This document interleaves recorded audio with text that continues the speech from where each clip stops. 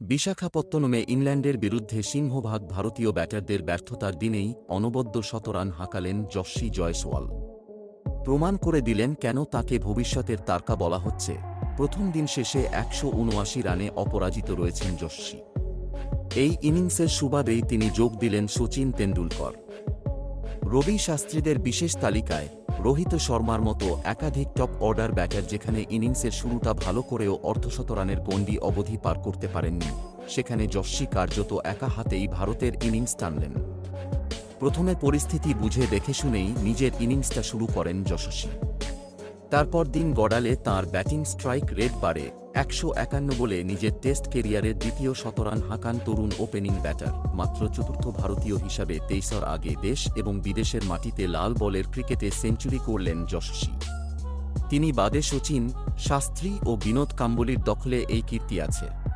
শ্রেয়স, পাতিদাররা বড় রান করতে না পারলেও যশস্বী তাঁদের সঙ্গে পার্টনারশিপ করে ভারতকে ৩০০ গণ্ডি পার করান। তাঁর অপরাজিত ১৭৯ রানের ইনিংসের সুবাদেই দ্বিতীয় টেস্টের প্রথম দিন শেষে ভারতের স্কোর ৩৩৬-৬।